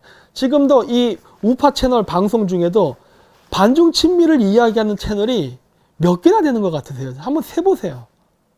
세보세요. 자, 그래서 결론 부분인데, 이 빨간색을 칠한 포인트가 현재 미국하고 갈등이 있는 지역입니다. 남미, 러시아, 아프리카, 그 다음에 저쪽 유럽, 이런 거 친 이유가 뭐냐면 이게 다 돈 세탁, 무기 거래, 마약 거래, 그 다음에 가상화폐, 돈 세탁, 아까 얘기했구나. 이런 것들이 연결된 것들이에요. 이 연결된 게 유기적으로 움직이는데, 안타깝게도 제가 이 오른쪽에 빨간 점을 쳐놨지만은 대한민국이 여기 포함되어 있습니다. 미쳐버리는 거죠. 미쳐버려. 한국 여기 들어와 있어요. 한국이 미국의 중점 관리 대상 국가가 돼버리는 거예요. 이러면 안 됩니다.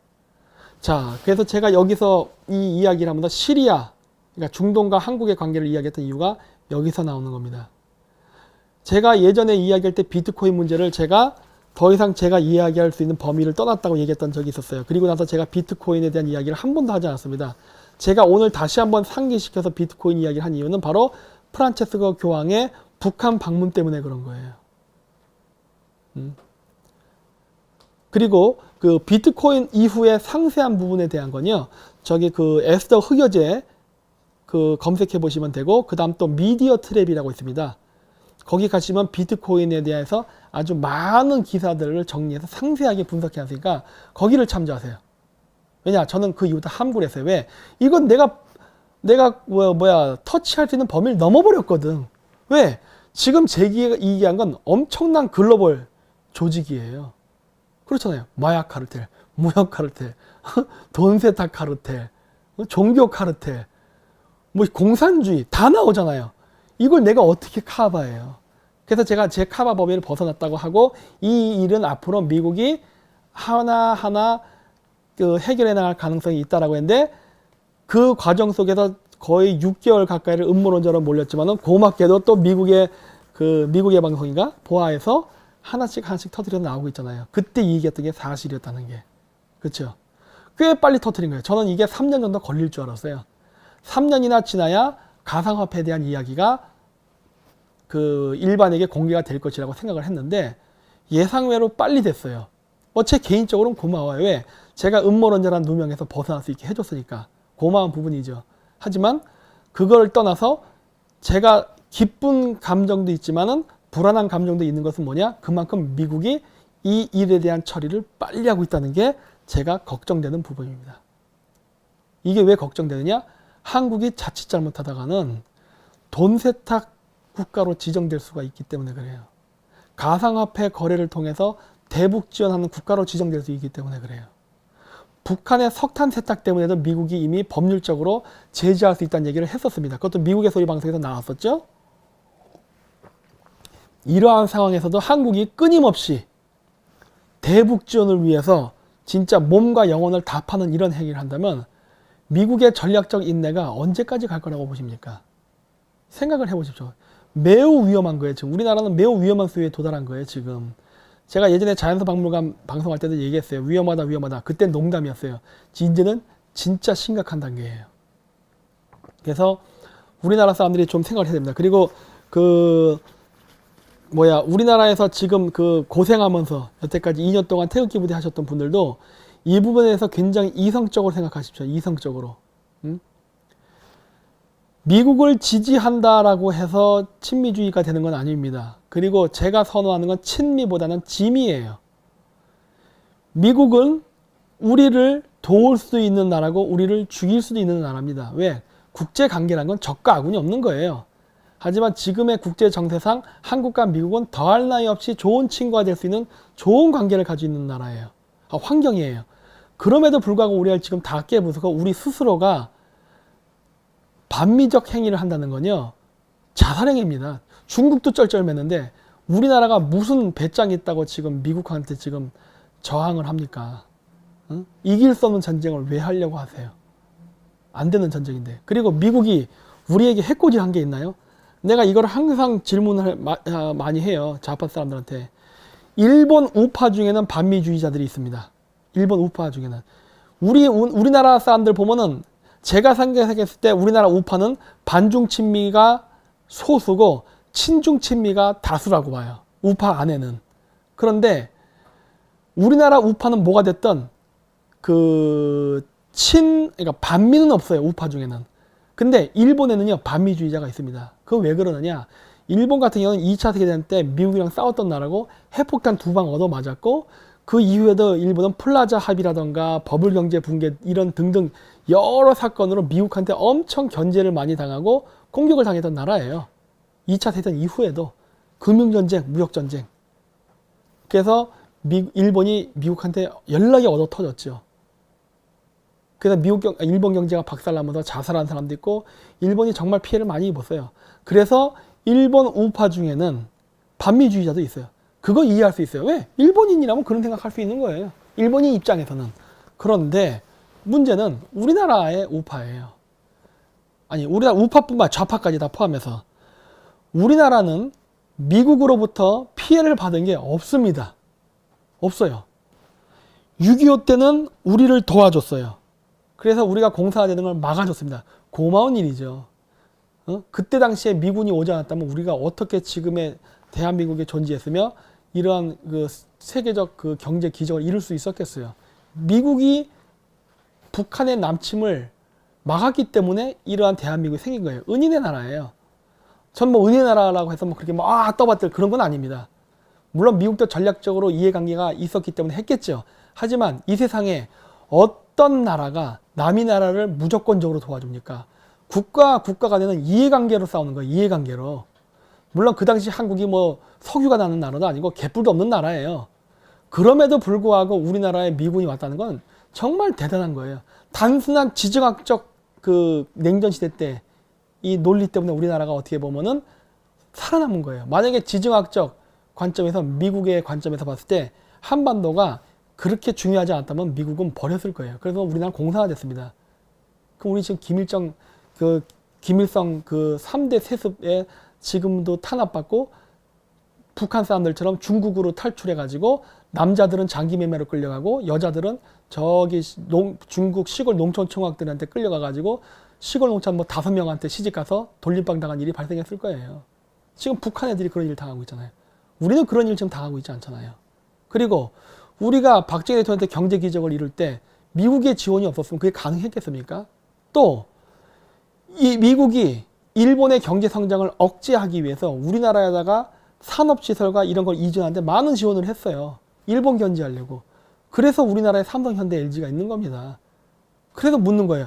도대체 미국이 우리에게 어떤 나쁜 짓을 했냐예요. 그랬더니 여러 얘기가 나오죠. 6.25 당시에 미군 위안부 또 이런 거 끄집어내고 별걸 다 끄집어내요. 또 뭐가 있었더라? 그 97년도 금융위기 이후에 미국 애들이 우리나라 걸 뺏어갔다. 아니 근데 이게 참 웃긴 게 사업하면서 일생에 공짜로 해주는 게 어디 있습니까? 모든 건 기브 앤 테이크인데 생각해보세요. 삼성의 주식의 상당수는 미국 겁니다. 그러니까 외국 자본이에요. 그러면 삼성이 100% 자기 자본을 가지고 사업을 했던 1980년대 삼성보다 지금 외국 자본이 우리나라 삼성 주식을 대부분 가져간 상태의 삼성을 비교했을 때 어느 쪽이 매출이 크고 어느 쪽이 근무 환경이 좋아졌습니까? 미국이 우리나라의 그 삼성의 주식을 많이 갖고 대주주로서 움직이니까 어때요? 더 풍요로워졌죠? 100% 파이에서 70%를 주고 30%를 먹었는데 그 파이가 커졌단 말이에요. 그 30%의 파이가 우리가 100% 먹던 파이보다 크단 말이에요. 왜? 미국이 우리나라 대기업의 주식을 가져간 만큼 한국 기업이 돈을 벌면 그게 자신들에게 금융적 이득이 되기 때문에 한국 기업이 더 물건이 잘 팔리게 도와준 거예요. 그게 우리가 스스로 했다 생각하세요? 이 세상에 혼자 모든 걸 이룬다 생각하십니까? 미국의 지원이에요. 근데 왜 반미 아닙니까? 반미하면 안 되죠. 우리나라는 좌파고 우파고 친미를 기반으로 해서 싸워야지 반미 친미로 나눠서 싸우면 안 되는 구조예요. 제3자의 입장에서 바라봤을 때. 근데 우리나라 좌파 우파의 사고방식은 반미와 친미로 나눠져 있다는 거예요. 이거는 진짜 다른 나라 사람들이 보면 이해가 안 될 기가 막힌 그 그림입니다. 우리나라 좌파 우파는 둘 다 친미의 정상인 거예요. 둘 다. 일본의 우파는 친미적 우파가 있고 반미적 우파가 있어요. 그건 있을 수 있는 거예요. 왜? 역사적 배경 때문에. 우리는 그럴 이유가 전혀 없어요. 그런데도 우리는 그렇다는 거예요. 그게 왜 그러느냐? 우리나라 내부에 빨갱이가 있지 않습니까? 친북주의자. 왜 반미를 합니까? 좌파들이. 6.25를 바라보는 시각이 다르기 때문에 그래요. 우리는 6.25를 동족상전의 비극이라 생각하고 우리가 적화되는 것을 미국이 유엔군과 함께 막아줬다고 생각해서 보통 일반적인 우파들은 친미적 성향을 갖는데 좌파들은 친북적 성향이 있기 때문에 북한이 6.25를 뭐라 부릅니까? 항미 원조 전쟁. 중국이. 그리고 북한은 뭐라 불러요? 민족 해방 전쟁이라고 부르잖아요.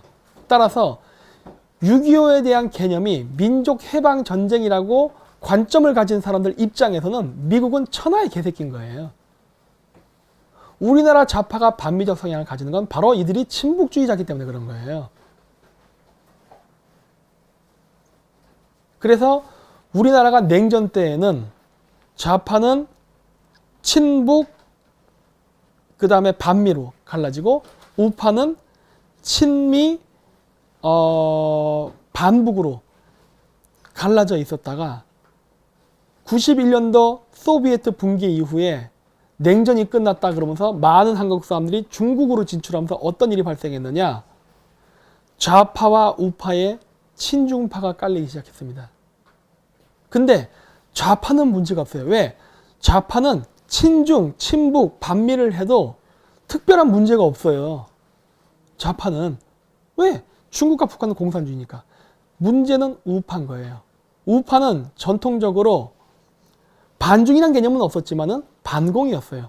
물론 그 당시엔 냉전 국가였기 때문에 당연히 우린 중국이랑 거래 안 했습니다. 그래서 굳이 반공이라 얘기는 하지 않지만 내부적으로는 반공, 반북, 친미였단 말이에요. 그랬는데 91년도 이후에 어떻게 되니까 반중, 반북, 친미는 극으로 몰리고 중도 우파라고 불릴 수 있는 사람들이 생기는데 그게 바로 뭐예요? 친중, 반북, 친미란 말이에요. 이게 골 때려지는 거예요. 이게.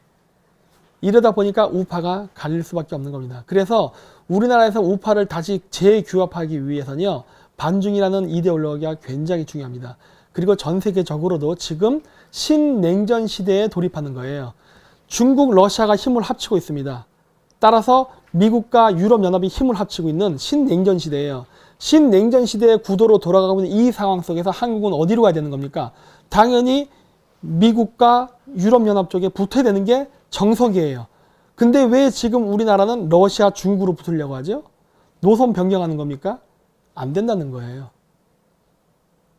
그래서 오늘 이 중동과 한반도의 관계를 얘기하면서 여러 세계 지도를 놓고 이렇게 굉장히 광범위하게 이야기를 했는데 조금 어려운 내용일 수도 있습니다. 왜냐하면 워낙 광범위한 포인트가 있어서. 그래서 이 부분은 제가 앞으로도 계속 지속적으로 반복해서 또 강의도 하고 그리고 이제 또 따로 부분적으로 잘라가지고도 또 많이 이야기를 하도록 하겠습니다.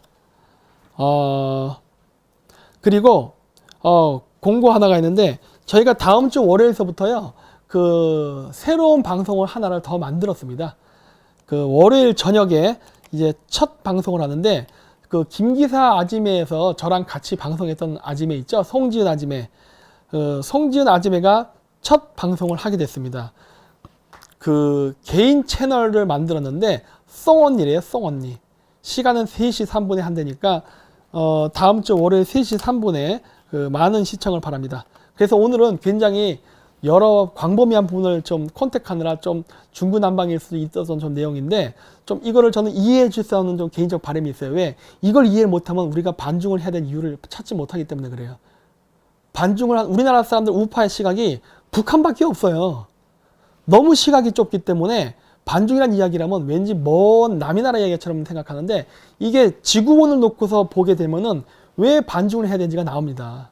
그러니까 제가 이 부분을 이야기한 것이고 앞으로도 기회가 날 때마다 계속 2탄, 3탄, 4탄, 재탄해서 이야기를 할 겁니다. 그래서 오늘 김정민의 그레이트 게임은 이것으로 마치기로 하고요. 이 시간 끝나고 바로 이제 먹방 시작하니까 GZSS에서 먹방 방송에서 다시 만나도록 하겠습니다. 네, 시청해주셔서 대단히 감사합니다. 고맙습니다.